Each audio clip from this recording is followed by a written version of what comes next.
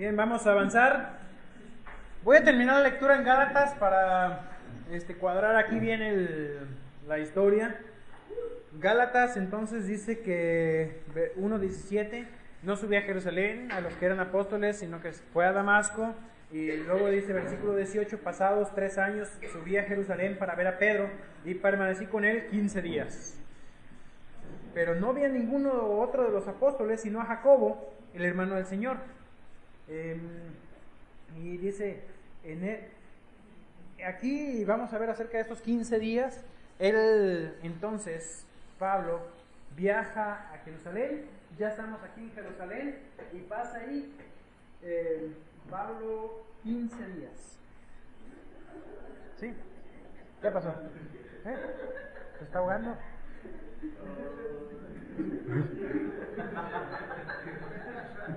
Bueno, vamos a la Biblia, Hechos, por favor, acompáñenme. Dice versículo 26, cuando llegó a Jerusalén, trataba de juntarse con los discípulos, pero todos le tenían miedo, no creyendo que fuera ese discípulo. Pues es posible de pronto que este hombre se quisiera hacer pasar por un discípulo para infiltrarse y matarnos a todos. Pablo estaba haciendo eso, así que podía recurrir a cualquier cosa, y era lógico entender es una trampa como esta de parte de Pablo. Entonces, ¿quién le va a creer que que acaba de apedrear acá a Esteban y haya asolado a los cristianos llevándolo a la cárcel, ahora resulta que es cristiano? Entonces, dice, era algo así como que se convirtió Hitler, imagínense, ¿quién le va a creer? Entonces, le tenían miedo. Y vamos a ver aquí el caso de José, Bernabé. Se llama José, le apodaron Bernabé. Bernabé, ¿qué significa? Hijo de consolación. Bernabé, tomándole, le trajo a los apóstoles y les contó cómo Saulo había visto en el camino al Señor, el cual le había hablado, y cómo en Damasco había hablado valerosamente en el nombre del Señor. Así que fue quizás la primera oportunidad en que se contó el testimonio de Pablo. Ya lo vemos acá cuentan. En este caso, el que cuenta es Bernabé. Y Bernabé empieza a cumplir una tarea. A mí me encanta ver el caso de Bernabé. Bernabé era mayor que Pablo. Pablo podríamos calcular ahí que andaba alrededor de los 30 años. Podríamos pensar en una idea de 25 a 30 años en esa edad. Bernabé podría haber andado ya por los 50 años más o menos, estimando, no es nada dogmático. ¿Por qué estimo esto? Porque más adelante en un momento en Listra a Pablo le dicen Hermes y a Bernabé le decían Zeus, y Zeus era un dios que lo consideraban viejo y barbón. Así que Bernabé evidentemente era mucho mayor vamos a pensar, mayor que Saulo. Pero Bernabé es un hombre que muestra una cosa: fe en la gente, cree en la gente. Y obviamente nadie iba a creer en Pablo. Fue Bernabé el que creyó en él, el que se arriesgó, el que fue y le buscó, le tomó y le trajo. Bernabé es un ejemplo de un cristiano que hace justamente lo que su nombre significa: consolar, el hijo de consolación, alguien que pasa tiempo con la gente, que invierte tiempo en ellos. Pablo, nadie le hubiera integrado, nadie se hubiera atrevido a acercarse a Pablo, pero Bernabé sí lo hizo. Y dice, dice ahí en Gálatas que estuvo con ellos 15 días, versículo 28 dice, estaba con ellos en Jerusalén y entraba y salía por 15 días, según Gálatas, y hablaba denodadamente en el nombre del Señor y disputaba con los griegos, pero estos procuraban matarle. Una vez más aquí son los griegos los que son más celosos aún que los mismos hebreos. Y ahora los griegos no se refiere a gentiles, son judíos que vivían en Grecia. Entonces a eso se refiere con los griegos. Cuando supieron esto, los hermanos le llevaron hasta Cesarea y le enviaron a Tarso. Entonces 15 días estuvo ahí en Jerusalén, hablando denodadamente, con valor. ¿Y qué pasó? Pues le llevan a Cesarea y de ahí le embarcaron hasta Tarso. Pablo era de Tarso, le enviaron a su casa, ahí iba a estar más seguro, y ahí pasó un tiempo. O sea, Pablo estuvo en Tarso por algún tiempo, quizás podríamos pensar en un año, pero ya Pablo estaba mucho más afirmado en ciertas cosas en cuanto a doctrina se refiere, ¿sí? Ya habían pasado 3 años acá, ya habían él entendido muchas cosas, y ahí en Tarso quizás él pudo tener un ministerio durante ese tiempo que estuvo ahí. No se sabe realmente por el libro de los Hechos de alguna iglesia en Tarso ni algo que haya pasado, pero más adelante vamos a ver posiblemente frutos de su estadía ahí en Tarso, cuando pasemos volando por los viajes misioneros. Y bueno, ¿dónde andamos? Ya llegamos al versículo 31. Entonces las iglesias tenían paz por toda Judea y Galilea y Samaria, y eran edificadas andando en el temor del Señor, y se acrecentaban fortalecidas por el Espíritu Santo. Las iglesias, ya sin la persecución de Pablo, esa persecución lo que hizo es que siempre la persecución produce madurez. Y algo que podemos encontrarlo como un principio en la Escritura es que después de una prueba viene bendición. Y muchas veces, como dicen, después de la tormenta viene la calma. Y aquí nos encontramos ya en paz. Vamos a dejar a Pablo un tiempo ahí en Tarso, mientras nosotros vamos a continuar con el bosquejo y llegamos hasta este bosquejo también atrasado. No estoy actualizado con el bosquejo todavía acá, entonces vamos a dejarlo ahí porque me hace falta el siguiente punto agregarlo. Llegamos hasta el capítulo 8, versículo 9, versículo 32. Entonces déjenme, me encuentro en el apunte donde ando. Ok, la conversión de los gentiles, punto C. Sí lo tenía, no lo tenía. Ok, página 23. Dice, continuamos la historia con Pedro.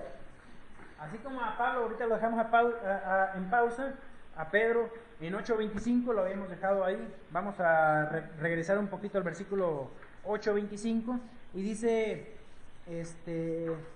hablando de Pedro, ellos habiendo testificado y hablado la palabra del Señor, se volvieron a Jerusalén y en muchas poblaciones de los samaritanos anunciaban el Evangelio. Entonces regresamos acá a los viajes de Pedro, ¿sí? En este caso, no tengo marcado el viaje propiamente el viaje de Pedro, los viajes de Pedro, que son los que están con puntito también ahí, pero es lo que vamos a continuar, su historia. Y dice, ahora sí, regresamos al 9 otra vez, 9:32. Aconteció que Pedro, visitando a todos, vino también a los santos que habitaban en Libia, y halló allí a uno que se llamaba Eneas, que hacía 8 años que estaba en cama, pues era paralítico. Y le dijo Pedro a Eneas, Jesucristo te sana, levántate y haz tu cama, y enseguida se levantó. Y le vieron todos los que habitaban en Libia y en Sarón, los cuales se convirtieron al Señor. Entonces Pedro inicia este viaje misionero, llegando a Libia, está aquí, y vemos ahí la curación de Eneas. Algunas notas en el apunte, las voy a tener que pasar, y llegamos hasta el versículo 36. Había entonces en Jope, en una ciudad llamada, una discípula llamada Tabita, que traducido quiere decir Dorcas. Muchas veces, aquí aprovecho para explicar algo que creo que no expliqué. Muchos personajes que tenían doble nacionalidad tenían también un doble nombre. Saulo era, en este caso, el nombre de Pablo en su nacionalidad judía. Algunos piensan que Pablo es el nombre que fue cambiado, por así como a Abraham le fue cambiado el nombre tras el pacto, como que si a Pablo le fue cambiado su nombre. No, no tiene que ver con que Pablo sea el nombre del Saulo cristiano. No tiene que ver con eso. Saulo se convirtió y ahora se llama Pablo. No. Él, el ambiente judío, él tenía un nombre. Saulo. Saúl. El mismo nombre de Saúl, el rey Saúl. En este caso es el mismo, es Saulo. Y su nombre, no es, en este caso no es traducido, es un nombre como ciudadano romano. Él como ciudadano romano se llamaba Pablo. Parecido el nombre, pero un diferente significado. Entonces, no sé si me expliqué. En este caso, el nombre de Tabita, dice traducido, quiere decir Dorcas. En ese lo hacen la traducción, pero también tiene que ver con el doble significado. Esta mujer, Tabita, Dorcas, dice que abundaba en buenas obras y limosnas que hacía. Vamos menciono algo. Este relato tiene una linda enseñanza, una enseñanza como útil como para que la mediten, den un estudio, un bosquejo interesante. También está aquí en la punta sobre la resurrección de Dorcas, pero voy a tener que ir rápido. Dice el versículo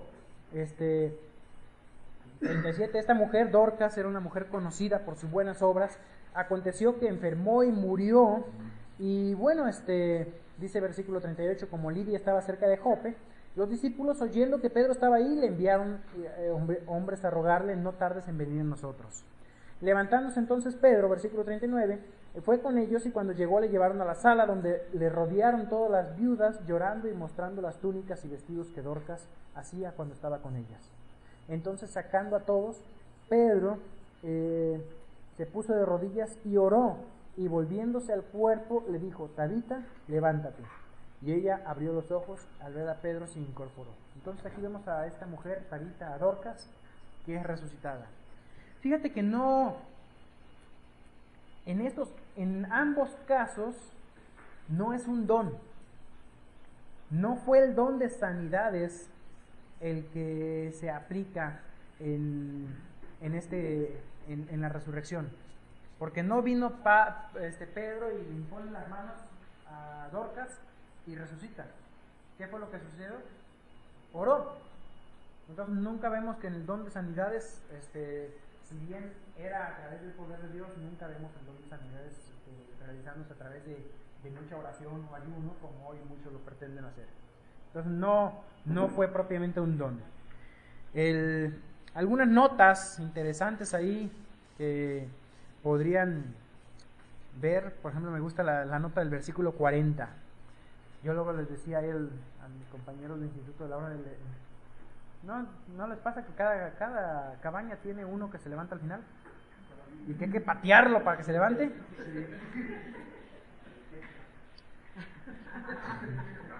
Bueno,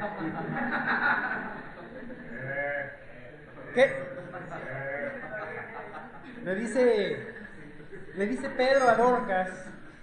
Pedro le dice a Dorcas: Tabita, levántate. Alguien lea Marcos 5:41.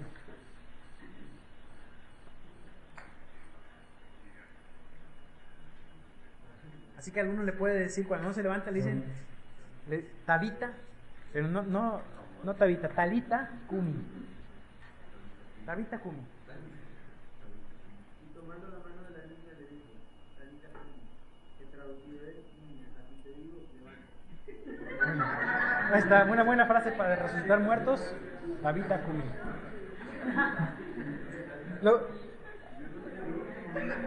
Ahora, lo curioso es, si bien Tabita, o sea, niña, a ti te digo, es algo aparte, pero aquí dijo Tabita, levántate. Y parece ser como una especie de paralelo, ¿sí? Porque Cristo dijo Talita, levántate, o Talita Cumi, y acá es Tabita Cumi. Entonces las palabras son muy parecidas, pero le pueden servir para resucitar al muerto que se levanta al final. Entonces, niña, a ti te digo, levántate. Y bueno, dice versículo 42, sigue habiendo señales. Cada vez las señales aparecen menos. Si te das cuenta, tenemos un buen rato que no aparecía la palabra señales, ni milagros, ni nada. Ese es periodo de transición. Aún seguimos en transición. Las señales cada vez son menos necesarias, pero en este caso, hacia esta zona, no habíamos visto que hubiese nada de evangelismo propiamente. Estamos entonces llevando el evangelio no solo a Jerusalén, sino a Samaria y Judea. Esto es parte de Judea también. Jope, Lidia son parte de Judea. Y es lo último básicamente que hacía falta de llevar el evangelio, y por eso se hacen esas señales ahí en Lidia y en Jope, donde Dorcas es resucitada. Y dice que, versículo 42, esto fue notorio en todo Jope, y muchos creyeron en el Señor. Aconteció que se quedó muchos días en Jope, en casa de un cierto Simón curtidor. El curtidor era una profesión inmunda para cualquier judío. ¿Por qué? Porque el judío para estar ceremonialmente limpio no tenía que tocar cuerpo muerto. Así que alguien que se dedicara a curtir o iba a estar inmundo. Entonces, de alguna manera, lo que vemos aquí es que Pedro estaba siendo preparado. ¿Sí? Pedro estaba siendo preparado porque se tuvo que quedar en casa de un hombre que era ceremonialmente impuro según el judaísmo. Y bueno, ya terminamos aquí el capítulo 9, tenemos que entrar al capítulo 10. No sé si hay alguna pregunta. ¿Alguien? ¿Algo más para añadir? Que no podemos añadir muchas cosas, que habría para añadirlas por cuestión de nuestro horario que vamos a manejar. Vamos bien en horario, pero les sigo diciendo, estamos dedicándole tiempo a pasajes más complejos, más tiempo.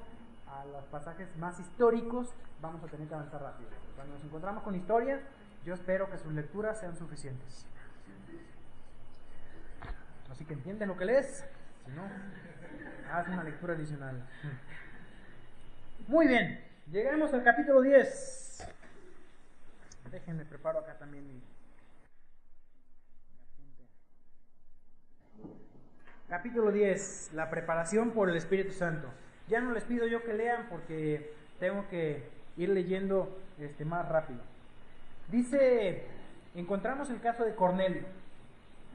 Habíamos visto ya la conversión, hemos visto hasta ahorita la conversión de los 3,000 y luego los 5,000 aquí en Jerusalén cuando Pedro predica.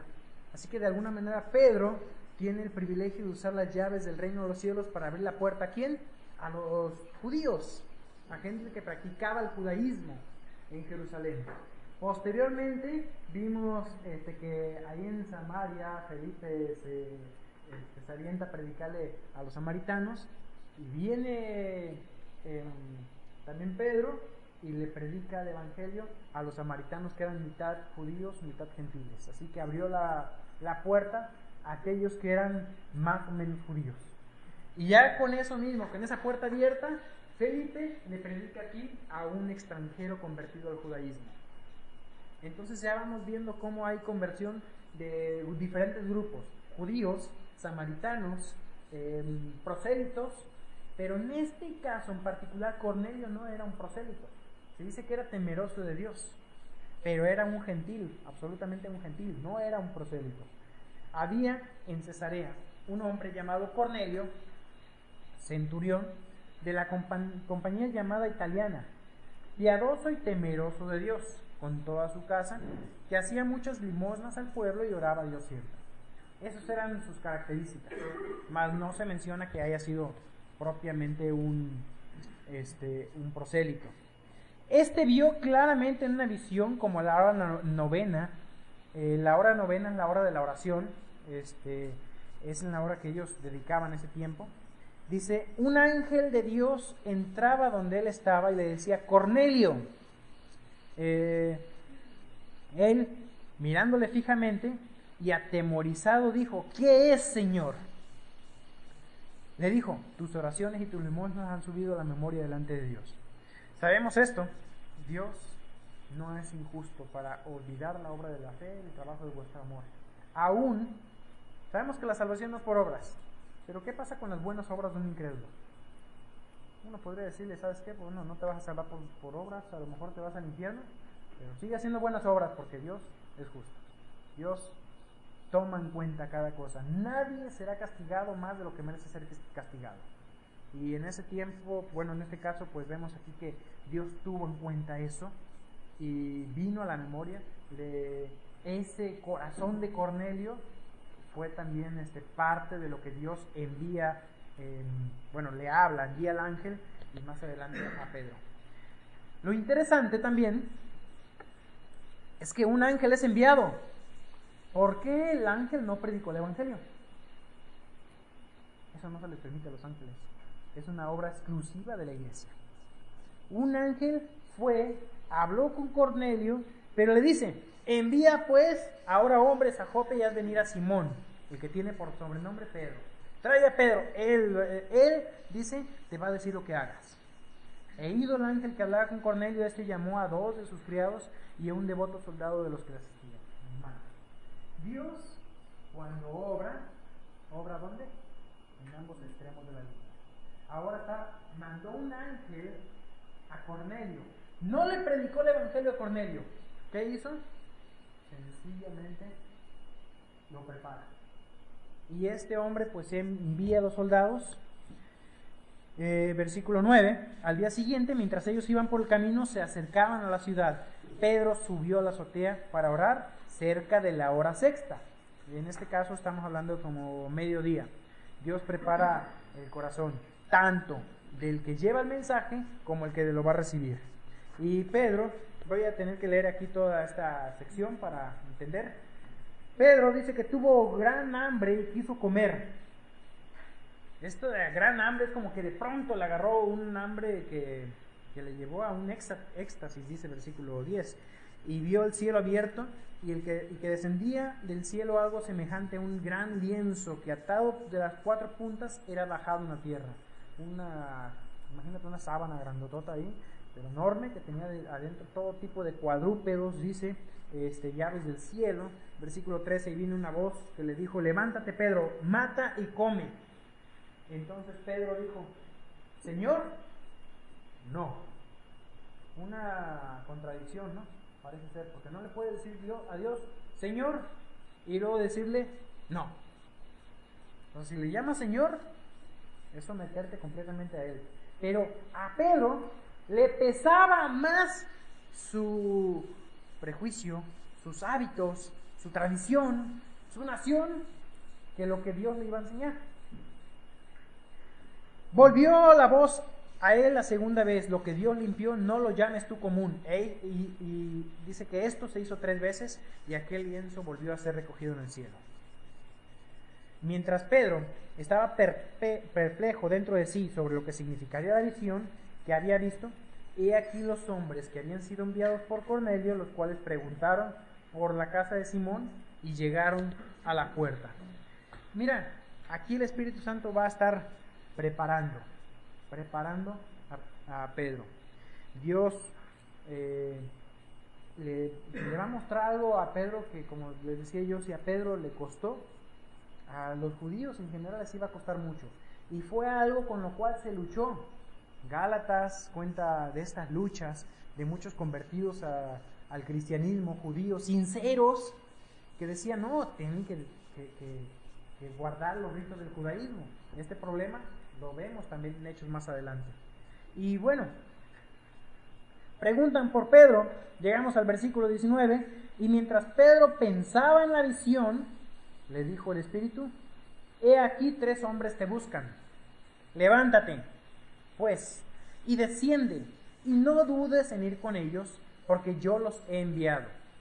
En otras palabras, Pedro, si no fuese por este mensaje claro y directo, no hubiese ido. ¿Por qué? Vamos a ver, Pedro lo menciona, él mismo lo dice. Pedro, descendiendo, dice que fue con ellos y le dice: he aquí, yo soy el que buscáis. ¿Cuál es la causa? Porque habéis venido.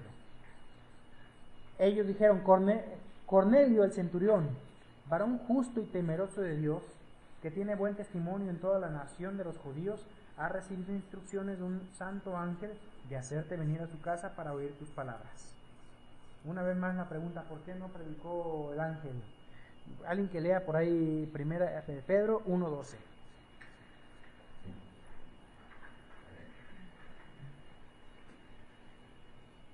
Primera de Pedro. A esto se les reveló que no para sí mismos, sino para nosotros, administraban las cosas que ahora os son anunciadas por los que os han predicado el Evangelio por el Espíritu Santo, enviado del cielo, cosas en las cuales anhelan mirar los ángeles. Fíjate, los ángeles de alguna manera son espectadores, pero no pueden participar más allá de su ministerio.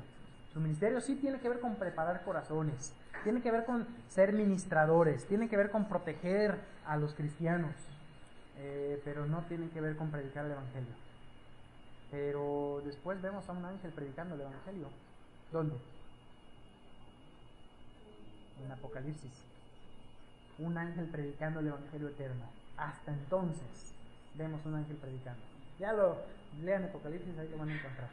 Eso es interesante. Pero la iglesia ya no está. Están los 144.000 judíos, están convertidos acá. Es entonces cuando un ángel predica. El Evangelio eterno no es exactamente lo mismo que el Evangelio que predicamos hoy en día. Ahí pueden ver el contenido de ese Evangelio eterno. Interesante el tema, pero si me meto en él, no salgo en un buen rato. Así que tenemos que avanzar. Dice... versículo 23, entonces, haciéndolos entrar, los hospedó. Salen al día siguiente, se van a Jope. Estos, dice, acompañó algunos, le acompañaron algunos de los hermanos de Jope. O sea, va de Cesarea y mandan a Jope para que vaya Pedro.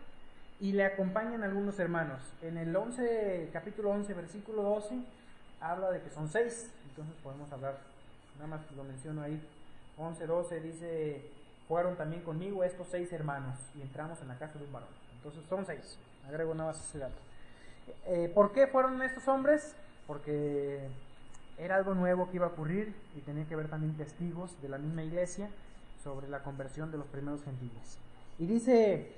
en el versículo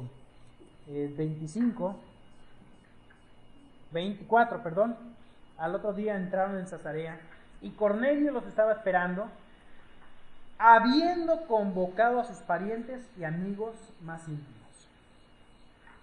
¿Qué podríamos mencionar de esto? El hombre de paz. ¿Se acuerdan que les estaba hablando de esto? ¿Qué es un hombre de paz? Mira, ni siquiera tiene que ser creyente, pero sí muy abierto al Evangelio. Cornelio no era creyente y ya era un hombre de paz. Es decir, era alguien que el Espíritu Santo había preparado y estaba siendo de influencia, y en su conversión ya había convocados por él. Un hombre de paz no necesariamente tiene que ser un cristiano. Personalmente creo yo que un hombre de paz es una persona inconversa, preparada por el Espíritu Santo, o un recién convertido. Ya un cristiano de años es difícil, porque suele ser que ya todas nuestras amistades ya son creyentes y perdemos esa influencia entre los inconversos. Así que si es el caso tuyo, que ya tienes, a lo mejor tú tienes amigos inconversos y los dejaste para venir a estudiar en el Instituto Bíblico, regrese y aprovecha la oportunidad con ellos, porque va a ser difícil que hagas más amigos inconversos. Eso pasa. A mí me pasó, yo me fui al Instituto Bíblico, regresé, y mis amigos inconversos son los mismos que dejé antes de irme. Algunos siguen siendo inconversos, otros no. Pero ese es el caso aquí de un hombre de paz. Aprovecha tus oportunidades de predicarle a sus amigos. Este hombre convocó a sus parientes y amigos más íntimos para escuchar el Evangelio. O sea, ni siquiera sabía Pedro a qué iba, pero ya estaba la mesa servida por el Espíritu Santo para predicar el Evangelio. Cuando Pedro entró, salió Cornelio a recibirle y postrando a sus pies adoró. ¿A quién? Pedro. Qué diferente es la actitud de los papas hoy en día, los llamados sucesores de Pablo, ¿no? Hoy llegan y se postran ante ellos, ¿o no? Pero hacen lo que Pedro hizo. Mas Pedro le levantó diciendo, levántate, pues yo mismo también soy hombre. Y habiendo con él entró y halló muchos de los que se habían reunido. Hoy muchos aplauden al Papa de hoy de que es más humilde y todo eso, pero aún qué diferente es la actitud de los llamados hoy sucesores de Pedro. No dicen levántate porque yo también soy hombre. Tiene que llegar y darle el besito al niño. una adoración a un hombre. Y les cuenta la historia. Y les dijo, vosotros sabéis cuán abominable es para un varón judío juntarse o acercarse a un extranjero. Pero a mí me ha mostrado Dios que ningún hombre llame común o inmundo. Por lo cual al ser llamado vine sin replicar. Así que pregunto, ¿por qué causa me habéis hecho venir? Todavía Pedro no sabía. Sencillamente Dios le dijo, ven. Cornelio todavía no sabía a quién llamaba a Pablo, porque le dijo, ve y él te va a decir. O sea, aquí parece ser que Dios preparó a los dos lados, pero ninguno de los dos sabía ni qué decir ni nada.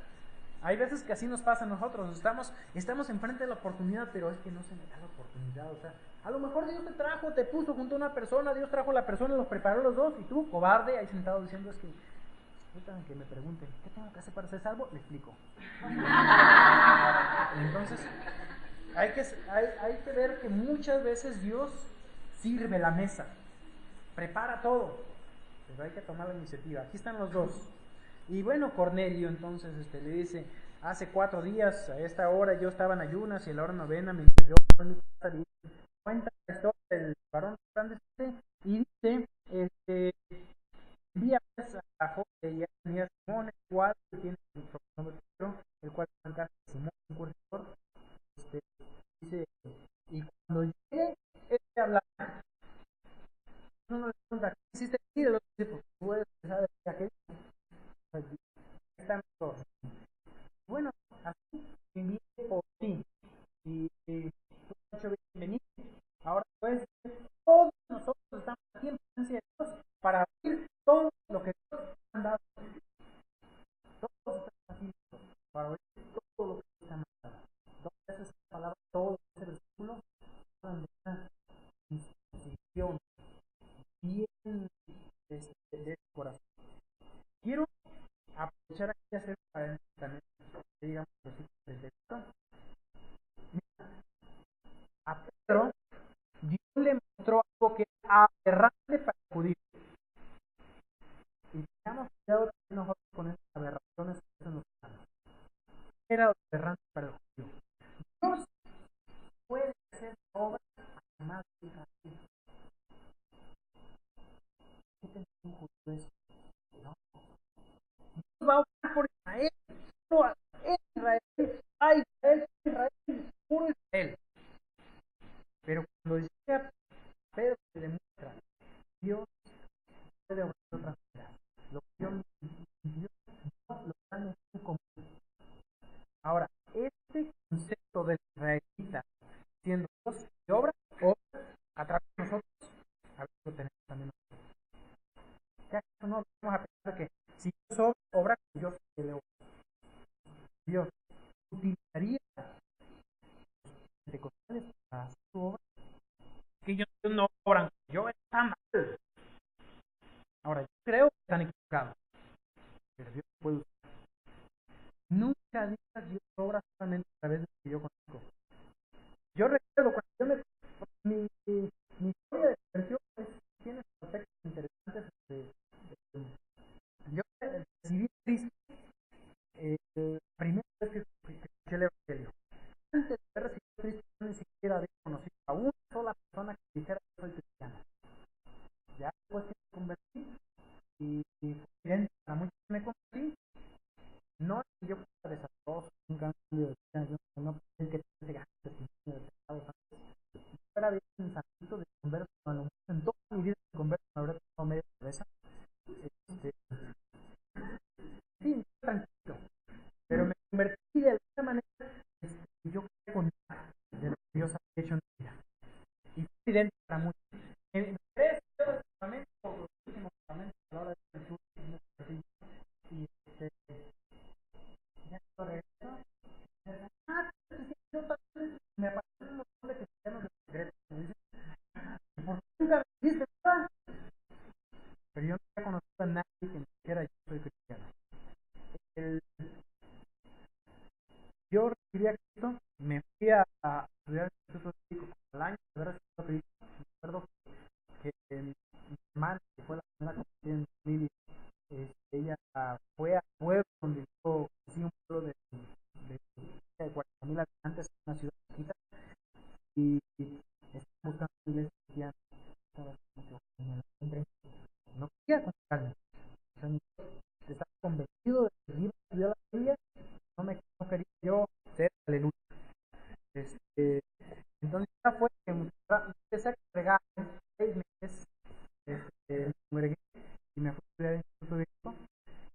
existía nada del mundo cristiano, nada. Para mí todo lo que existía en ese momento, de todo mi crecimiento y de primeros pasos en la vida cristiana, fueron en el Instituto Bíblico. Ese fue el principado, el Instituto Bíblico. Y que todo el mundo, y todo el gran alcance de la palabra de Dios en el mundo, quisiera ver la obra de Dios a través de la palabra de Dios. Llegué a conocer unos campamentos, algunos jóvenes, que mi iglesia, hacemos esto, pero la iglesia no trabaja la palabra de vida. Entonces dije, algo malo de tener esta iglesia. Algo malo de tener porque no trabaja la palabra de vida. Y con esto Dios trabaja a través de lo que yo sé cómo Dios trabaja. No está trabajando Dios bien ahí. No nos quedemos con estas ideas. Ideas pueden ser como mi caso, palabra de la obra de Dios, en un sencillo caso de pensar, Dios trabaja como yo sé trabajar, y no es así, está mal. Dios sabe qué cosa. Y lo que Dios usa, nosotros ya tú como. Puedes tener tus diferencias con ministerios, maneras de pensar, con maneras de hacer el ministerio. Yo en lo personal he convencido, por ejemplo, que la obra de Dios, el mundo se va a alcanzar a través de saturación de iglesias locales. Saturación de iglesias locales significa muchas iglesias chiquitas. Pero yo creo que Dios utiliza las mega iglesias. Dios las usa. Y aunque no es mi convicción trabajar de esa manera, ¿por qué voy a estar en contra de ello?